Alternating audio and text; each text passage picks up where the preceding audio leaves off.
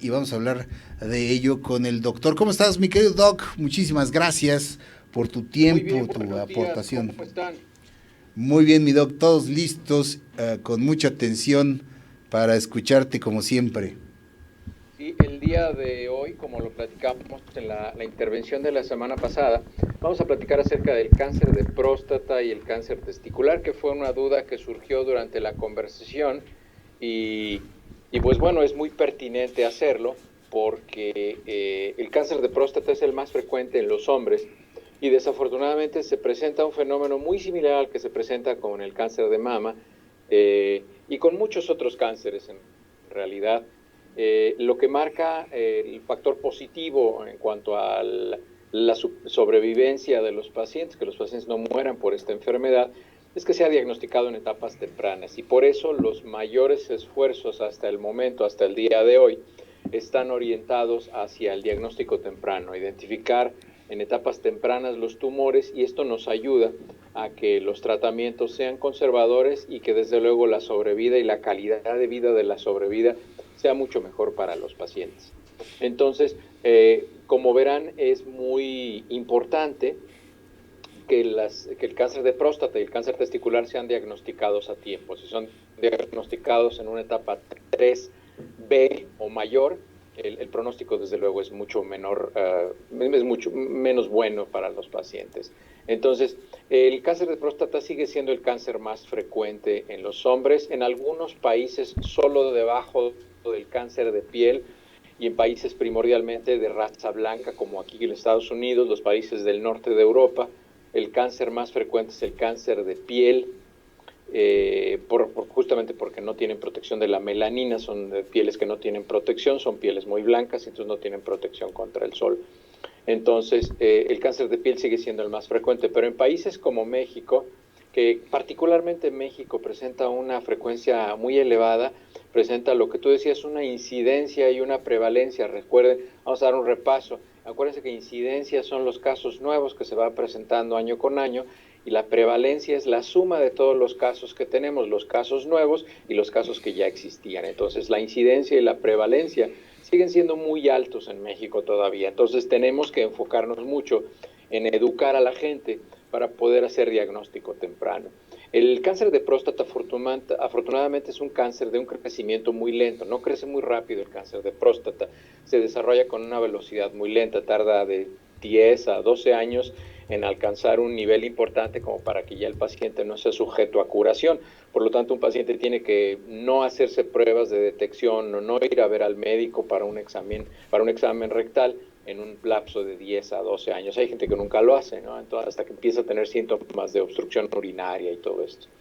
El cáncer de próstata habitualmente se presenta a los 65 años o mayores, pero pensando en lo que les acabo de decir, que se necesitan 10 años a 12 años para que se desarrollen, el cáncer puede estar presente desde los 55, 56 años en población de no muy alto riesgo.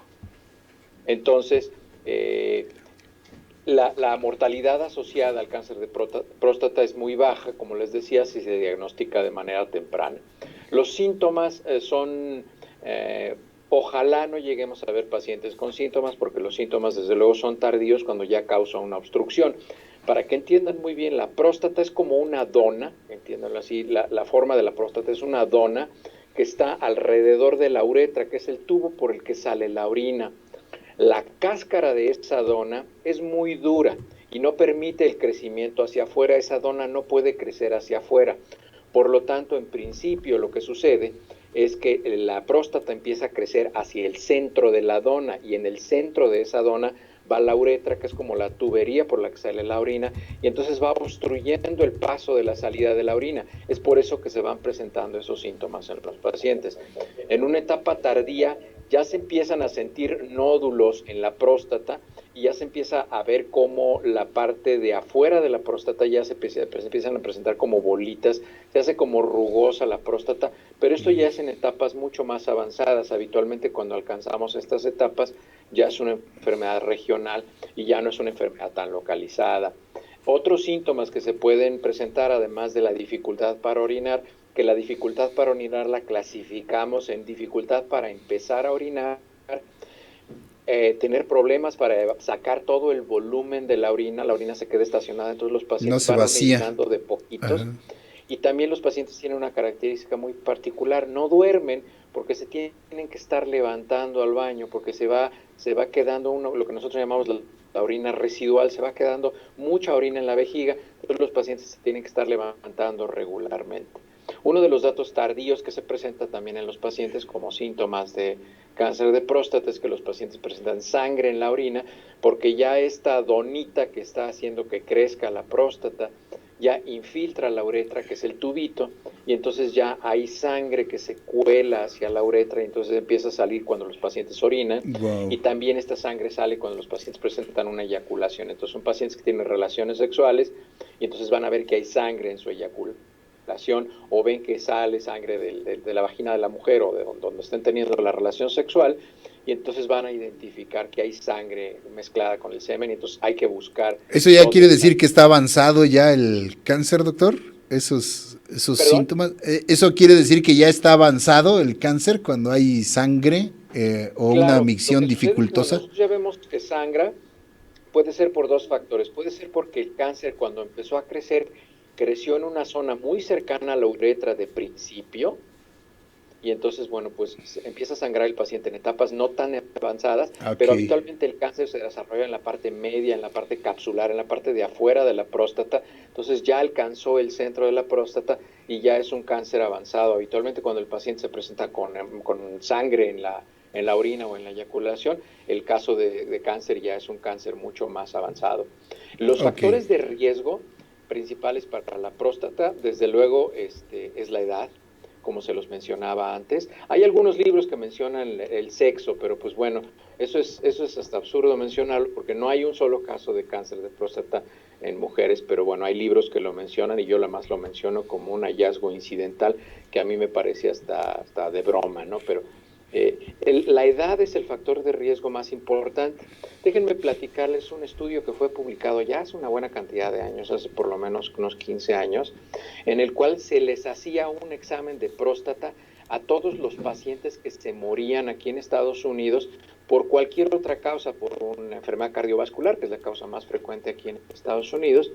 Les hacían un examen de próstata y descubrieron que todos los hombres, prácticamente todos, el 99% de los hombres, 98.7% de los hombres, tenían cáncer de próstata después de los 80 años. Todos los pacientes que tenían 80 años o más tenían un foco de cáncer de próstata, por lo menos en la próstata.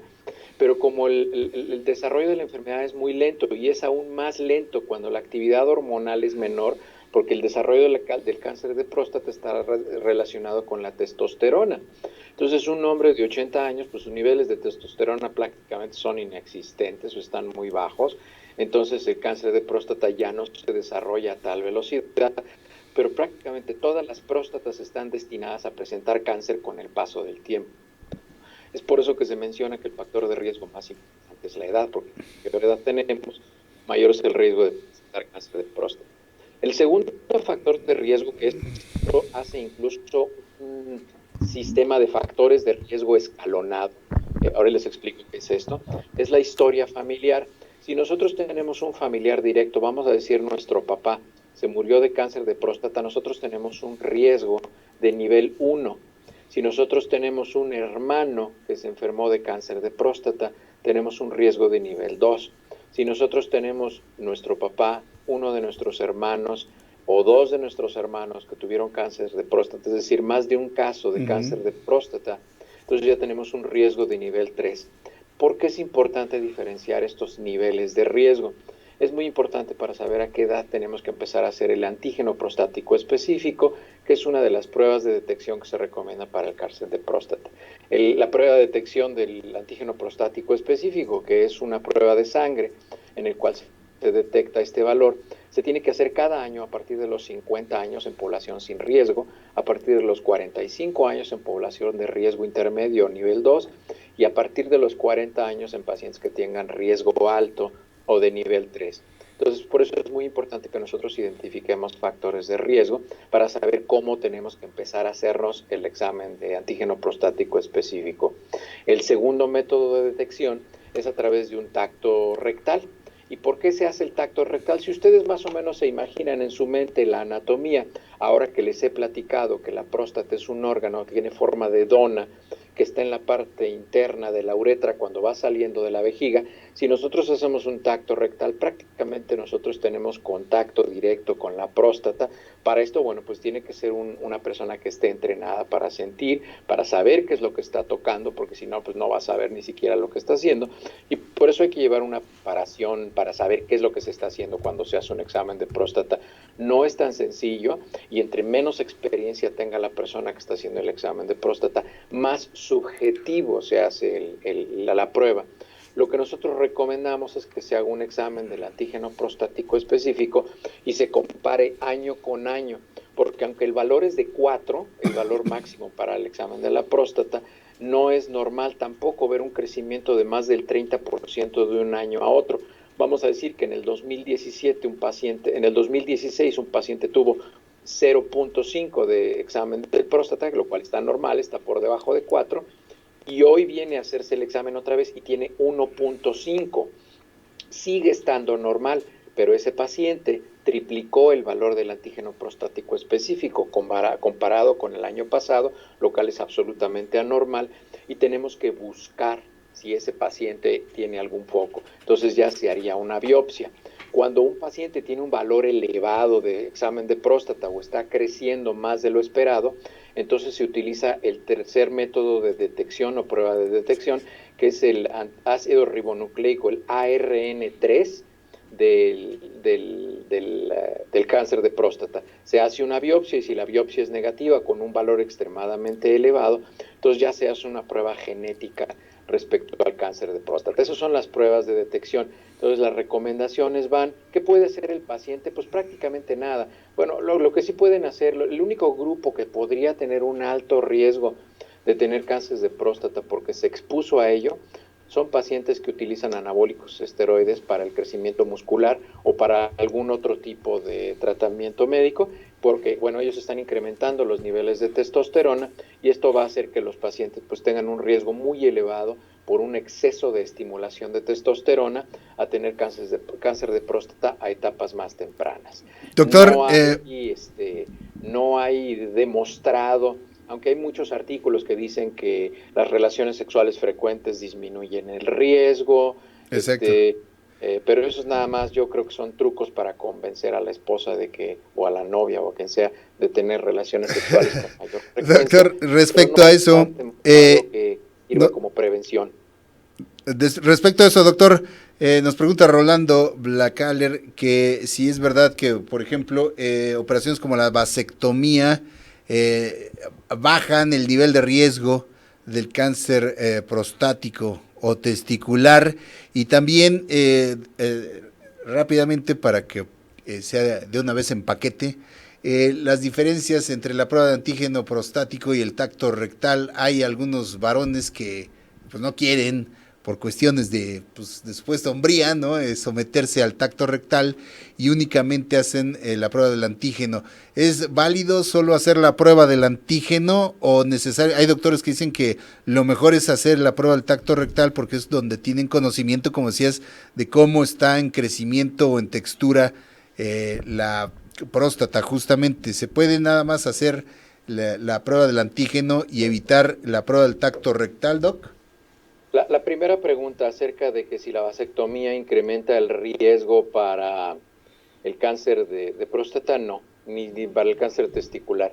No es cierto, la vasectomía no pasa nada. Lo único que sí se incrementa, se incrementa el riesgo de una enfermedad que se llama varicocele, porque al momento de hacer la vasectomía se liga a un conducto que es el que conduce los espermatozoides, y a veces sin saberlo o sin quererlo, también se causa una restricción del reflujo venoso de esas venas, entonces se hacen varices alrededor de los testículos, porque bueno, pues se impide el regreso de la sangre, y eso es lo único que puede causar en algunos pacientes, pero eso también depende de quién haga la vasectomía. Si la hace una persona entrenada y con capacidad, pues no va a haber ningún problema. Si la hace una persona que no tenga, pues está bien, pero el varicocele se arregla muy fácil, es una cirugía muy sencilla para arreglar el varicocele y se trata, pero no tiene nada que ver con con el cáncer, ni con cáncer testicular, ni con el cáncer de próstata, ni eso, ni andar en bicicleta mucho por el efecto de la silla y todas estas Ajá. cosas. Esas son ideas populares que tiene. Ahora, la segunda pregunta era,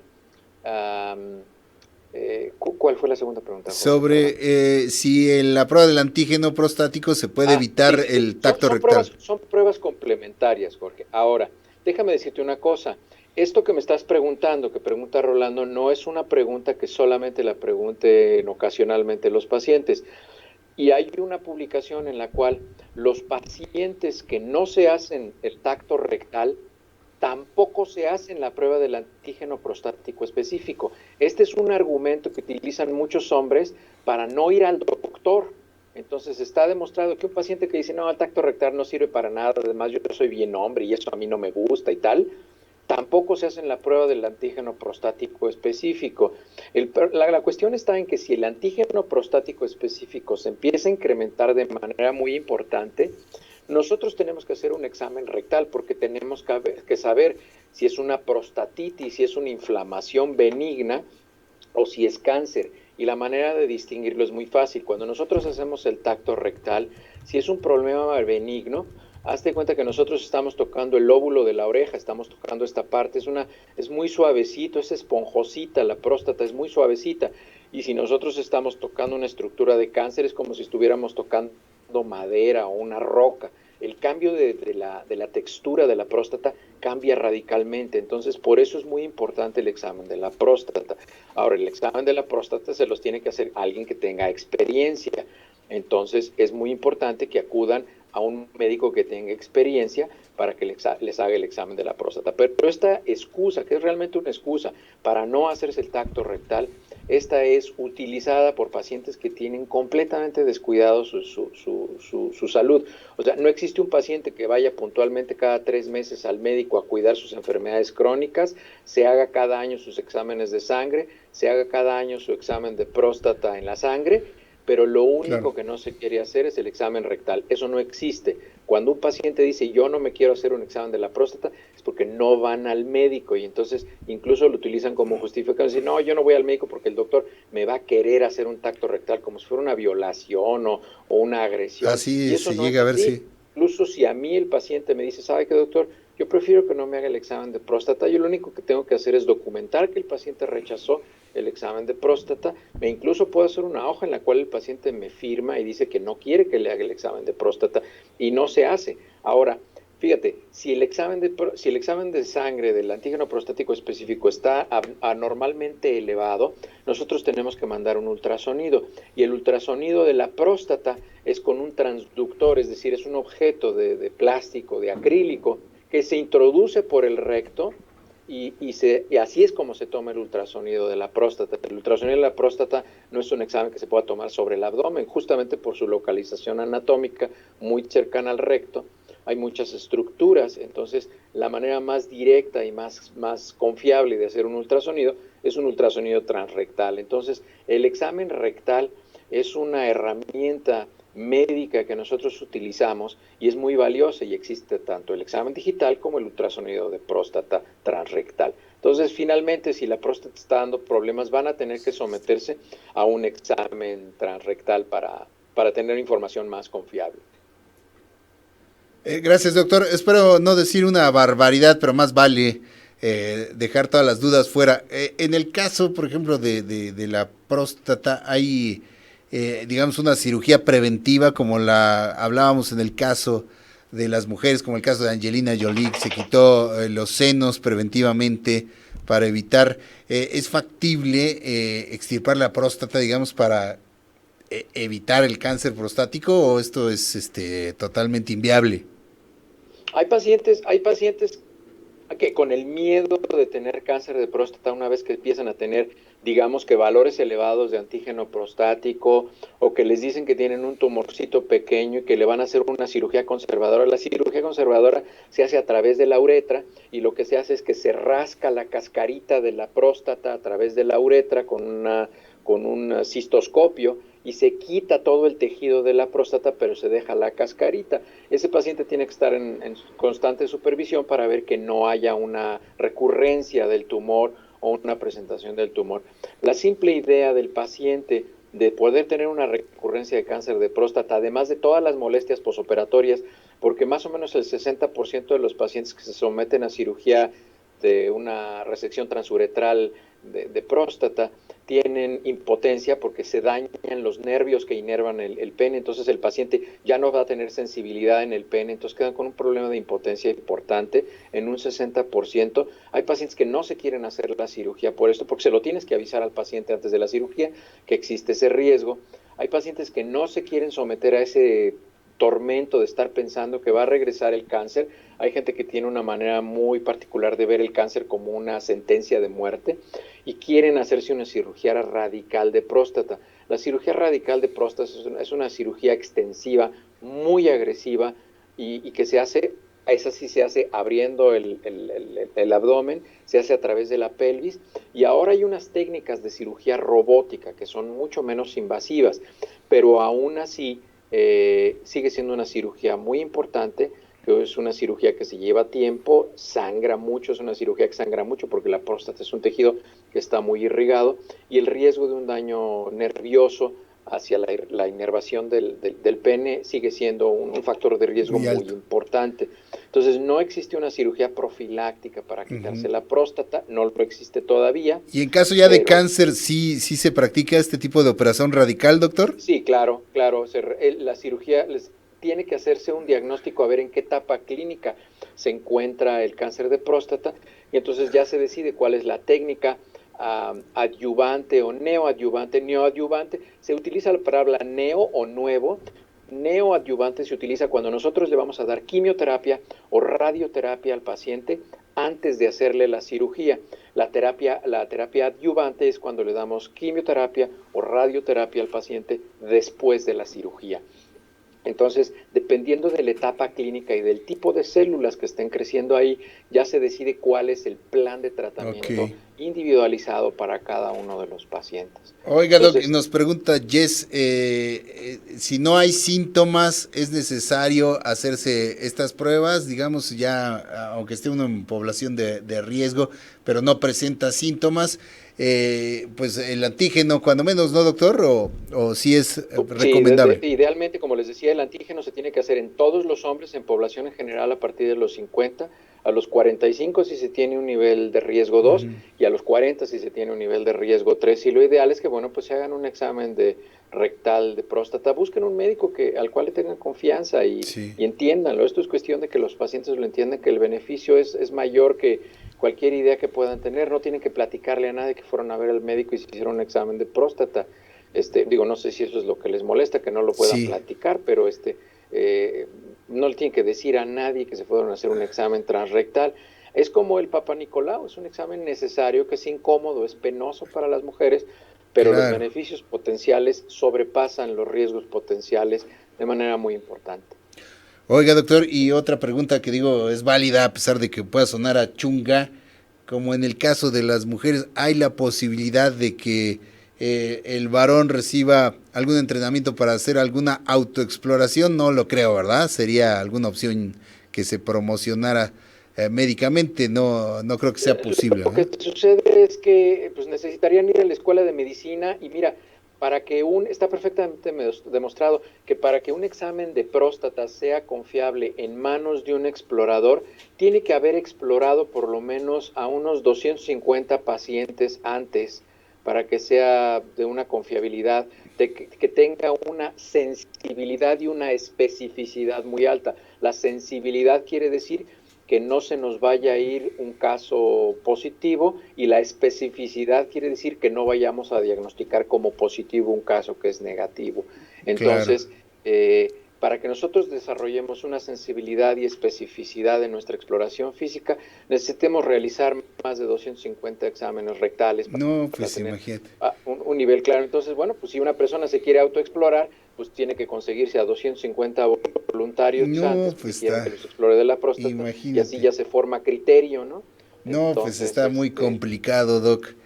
No, pues es absurdo, pero bueno, inviable. Yo contesto la pregunta. No, y no se queden con preguntas, pregúntenme todo lo que quieran. Claro, porque sí, además, yo por eso te las transmito. Las preguntas que tú me haces, y yo sé que tú le estás dando voz a muchas preguntas que hace la gente. Son las preguntas que nos preguntan en el consultorio y la finalidad de esta cápsula es esa, es educativa para que la gente sepa y se atreva a hacer esas preguntas pues Claro. prácticamente en el anonimato, porque pues no vamos a estar platicando quién pregunta ni nada de esto y pues bueno, no me están preguntando cara a cara. Yo con mucho gusto le contesto todas sus preguntas. Habitualmente tengo la respuesta y si no sé la respuesta, pues lo estudio y lo comparto con ustedes posteriormente. Claro, Doc. Ahora, ¿y tiene alguna interrelación, por ejemplo, el cáncer prostático con el testicular? Son dos cosas completamente distintas, doctor. ¿Puede dar cáncer? Son diferentes, son Ah, diferentes. Mire, el cáncer testicular, vamos a hablar, es muy breve lo que voy a platicarles del cáncer testicular, déjame hablar y seguimos con otra sesión de preguntas al final. sí, El doctor. cáncer testicular es Adelante. de causa desconocida, no sabemos de dónde viene. El cáncer testicular no se sabe de dónde viene.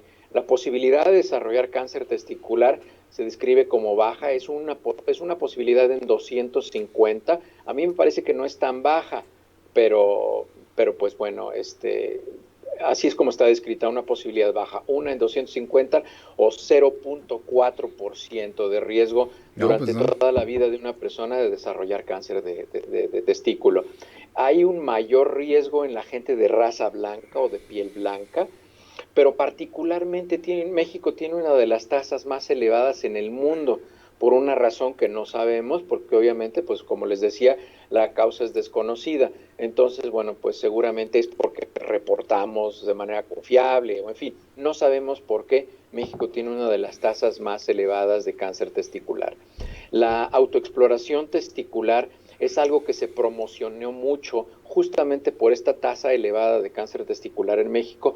No sé si ustedes recuerdan en México, la Secretaría de Salud en el 2014 hizo una campaña de promoción, incluso lo puedes buscar en YouTube, hagan Google de esto y se llama Bolas en Fuga o una bolas en fuga o algo así se llamaba la campaña que hizo la Secretaría de Salud para detección de exploración de cáncer testicular y esto se recomienda que se lo hagan los muchachos a partir de los 13 o los 15 años cuando se estén bañando con agua caliente porque la bolsa escrotal se hace más suavecita, se palpan con mayor facilidad los testículos y lo que se recomienda es que conozcan sus testículos. Los testículos habitualmente son suaves, son muy sensibles, hay una parte más sensible en el testículo, pero que lo sientan, que lo conozcan, que vean cuál es su textura, que es lisito, que es suave, que no tiene ninguna rugosidad y si encuentran una diferencia de un mes a otro, es igual que la autoexploración mamaria, esto se tiene que hacer cada mes,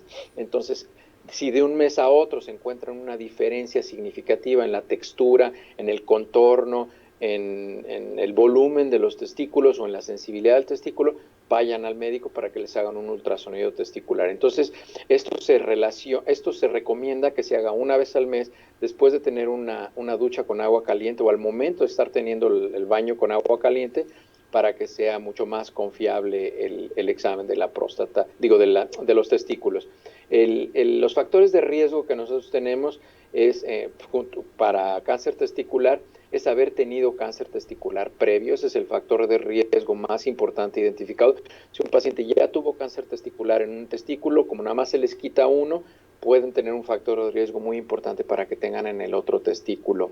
El que hayan tenido algo que se llama criptorquidia, o sea que no les hayan bajado los testículos a la bolsa escrotal cuando nacen, embriológicamente los testículos no son otra cosa más que un pedacito del polo inferior del riñón que se desprendió y migró hacia la bolsa testicular cuando nosotros éramos embriones y jala desde el riñón, por eso los nervios, por eso cuando duele un testículo el dolor se sube hasta el riñón o a la parte baja de la espalda, porque justamente cuando se está desprendiendo este pedacito de riñón y está viajando a la bolsa testicular, jala los nervios y jala las arterias y las venas como si jalaran los cables, como si arrastraran algo con todo y cables, desde el riñón hasta la bolsa testicular. Entonces, por eso es la inervación y por eso se irradia el dolor testicular cuando nos pegan en los testículos o por alguna razón se nos inflaman, el dolor se va a la parte baja de la espalda. Y esa es la explicación, porque los nervios vienen de allá. Entonces, por eso es importante entender de dónde vienen los testículos para saber por qué duelen y por qué se presentan ese tipo de síntomas. Otro factor de riesgo importante es que haya habido cáncer testicular, principalmente en un hermano. Si un hermano tuvo cáncer testicular, nosotros también tenemos riesgo. No existe gran riesgo si el papá tuvo cáncer testicular o un tío o el abuelito. Es más bien un hermano. Parece que es la combinación del DNA del papá y la mamá lo que incrementa el riesgo, pero aún no lo sabemos. Y los otros pacientes que tienen riesgo de tener cáncer testicular son pacientes que hayan tenido infertilidad. Y esto es por dos razones, porque seguramente la estructura original del testículo no es la ideal, y la segunda es que los pacientes que tienen infertilidad se someten a tratamientos que aceleran la actividad celular de los testículos, y en una de esas se acelera la actividad celular del testículo de manera normal y se puede causar cáncer, se puede asociar con cáncer testicular. Muy bien, doctor. Finalmente, te preguntan también si tomar, por ejemplo, testosterona o tomar algunos otros eh, de estos suplementos supuestos incrementan estos riesgos de cáncer, ya sea de próstata De o próstata. El de... cáncer de próstata se incrementa de manera muy importante cuando nosotros consumimos productos con base a testosterona, porque acuérdense que el fertilizante del crecimiento de la próstata es la testosterona. Ah, caray, ahora sí que ahí sí resulta contraproducente, ¿no? Porque Pues sí, yo justamente... les recomendaría que, mira, desafortunadamente cuando llegan, ahora vivimos más, entonces hay personas que cuando ya están en los 60 años, pues quieren seguir teniendo la potencia sexual que tenían cuando tenían 25, y la verdad es que eso pues prácticamente es imposible, y si se da un tratamiento con base a testosterona o estimulantes hormonales, no están ajenos de tener algún factor, una estimulación anormal de los tejidos que son dependientes de testosterona. Y pues bueno, acuérdense que la próstata para lo que sirve, este órgano para lo que sirve, es para producir líquido prostático. El líquido prostático es, no es otra cosa, incluso se conoce como licor prostático, y no es otra cosa más que un líquido que protege los espermatozoides y los nutre durante el momento de la eyaculación para que los espermatozoides puedan sobrevivir hasta 72 horas en un medio hostil como es la vagina o el endometrio o las trompas de falopio. Entonces, para eso sirve la próstata. Entonces, obviamente, el jugo prostático se va a producir en relación a los niveles de testosterona, porque así es como lo manda la naturaleza. Entre más joven es la persona, pues mayor es su potencial de reproducción. Entonces, por eso Claro. es que produce mayor líquido. Entonces, como va disminuyendo la edad, pues va disminuyendo la producción de líquido prostático. Ok, en cuanto a alimentos, doctor, ¿hay alimentos también que pueden incrementar el riesgo? ¿El Pues alcohol mira, o el algún otro problema tipo está de... en que ahora muchos alimentos, principalmente alimentos de origen animal, son engordados con hormonas. Entonces, cuando nosotros nos Ah, comemos la carne, los nos estamos procesados? comiendo también las hormonas. Entonces, Ajá. no lo sabemos, porque pues obviamente niegan que le pongan hormonas a la comida de los animales, El y pollo, la carne y de entonces, res, cerdo. pues eso es responsabilidad de las autoridades sanitarias, que estén monitorizando constantemente los productos de origen animal que no contengan niveles hormonales que puedan ser un riesgo para la salud. Muy bien, doctor. Pues creo que ahí están las dudas planteadas y respondidas con respecto a este tema. Y claro, pues desde luego los buenos hábitos pues siempre van a contribuir a que tengamos una mejor salud en todos los sentidos.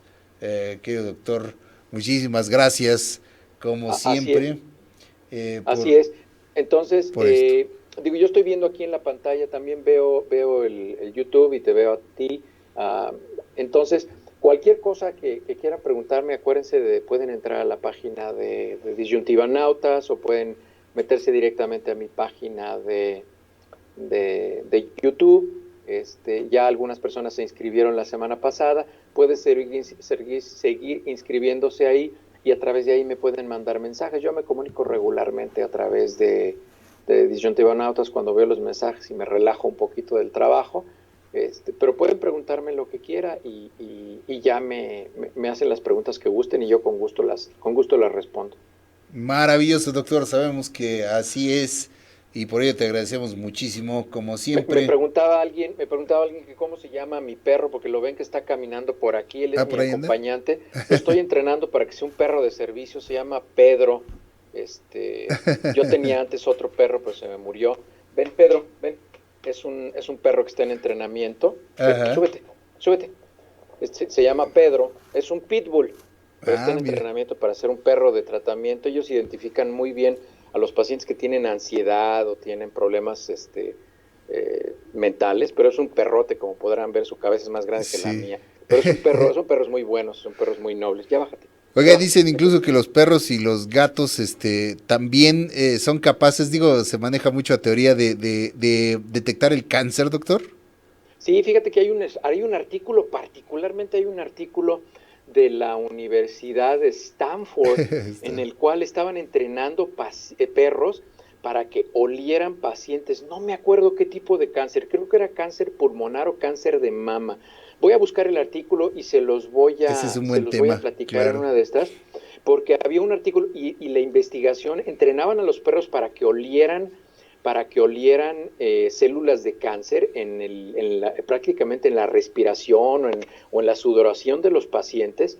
Y entonces hacían lo que hacen los perros como cuando encuentran drogas, se sientan junto al paciente.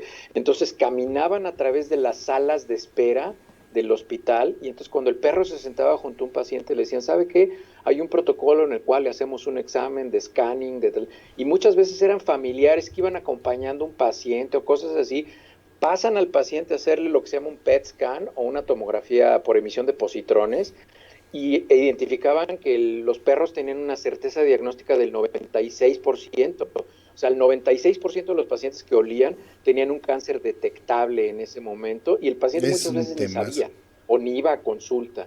Entonces, Exacto. sí, los perros pueden ser entrenados para oler el cáncer. Es impresionante, es impresionante. Y los perros, así como un posting que puso hoy en la mañana Paloma Santisteban, nuestra amiga Ajá. en Disyuntiva, ella puso un posting acerca de cómo nosotros educamos a los perros. Y bueno, estos perros, los pitbull, tienen fama de ser muy agresivos, pero no, Sí, este es un pan de Dios, depende de cómo los eduquemos. Los perros son buenos. Es igual que los niños, ningún niño nace tramposo, ni mentiroso, ni corrupto. claro. Depende cómo nosotros eduquemos a los perros y a los seres humanos. Está simpatiquísimo, Pedro. ¿Cuántos tienes más ahora o es el único que tienes? Es el único que tengo. Tenía otra perrita chiquita que era así como la bebé de uno de mis hijos, pero ya tenía 18 años, ya se murió. Ah, qué Pero caray. Pedro es el único perro que tengo ahorita y te digo, lo estoy entrenando. Hay una asociación en Está la cual se fantástico. registran los perros, les dan su chaleco, tienes que mandar videos y te mandan una credencial y prácticamente el perro puede ir al restaurante. Si es un perro que no molesta, si tú no lo tocas o no le hablas, como vieron, si yo le doy indicaciones, ella entiende. Y ahorita ya está en la segunda etapa en la cual con puras señales, no tengo que hablarle para no incomodar al resto de la gente, dando comandos, únicamente con posiciones de mis manos, él ya sabe qué es lo que tiene que hacer. Está fabuloso, fabuloso, Pedro. Muchísimas gracias. Es un temazo ese de los animales y la capacidad que realmente tienen. He escuchado muchas historias, por ejemplo, el de una conocida que su perro nunca fue agresivo con ella y la mordió. Quién sabe si por coincidencia alguna ocasión la mordió en el seno. En una ocasión justamente acudió al médico para revisarse la herida y entonces le encontraron que tenía principios de cáncer. Fíjate lo que fue quizás una grata coincidencia, pero de esta forma ahí alguien comentó esta ocasión el perro nunca había sido agresivo y en esa ocasión cuando tuvo la oportunidad mordió justamente en el seno a esta mujer y al irse a atender de la mordedura le encontraron el principio de cáncer y pudo afortunadamente salvarse por ello. Curiosidades quizá, pero de ahí hay estudios como tú dices en este sentido y también con gatos me parece en otro tipo, pero es todo un tema, doctor, todo un tema que desde luego podemos tratar aquí en otra sesión contigo. Como siempre, muchísimas gracias Sí, por esta ya les puse participación, ahí doc. en el chat de YouTube ahorita, les recomiendo que vean una película que se llama Hachi. Es una película acerca de la lealtad de los perros hacia los seres humanos y es con Richard Gere. Es muy bonita película, nada más prepárense, llévense una cajita de Kleenex. Pues yo soy muy llorón, a mí me gusta mucho Ah, llorar sí. Estamos igual, mi doc, con las pues con muchas pelis. cosas. Yo no tengo temor a esconder mis sentimientos, pero es una película muy, muy bonita. Se la recomiendo mucho. Vean Hachi, se llama la película. Incluso es un caso de la vida real. Hay incluso hasta un monumento de Hachi en el lugar donde vivió. Ah, pues la vamos Es a una buscar. historia de lealtad muy, muy impresionante. Perfecto, mi doc. Pues te mandamos un abrazo y muchísimas, como siempre, todo nuestro agradecimiento, querido doctor, por esta participación tan genial, tan ilustrativa y sobre todo tan amena. Un abrazo, mi doc. Hasta allá, hasta Colorado. En diciembre voy a México, ya les aviso luego las fechas, Ah, maravilloso. por si ahí nos vemos en el estudio. Nos encantará, doctor, como siempre. Te mandamos un abrazote. Igualmente Gracias. les mando un abrazo a ustedes, hasta luego. Gracias, mi doc. ¿Qué le parece siempre esta plática tan interesante, amena, ilustrativa? Bueno, genial, genial la participación y todos súper, súper agradecidos, como siempre, con la participación.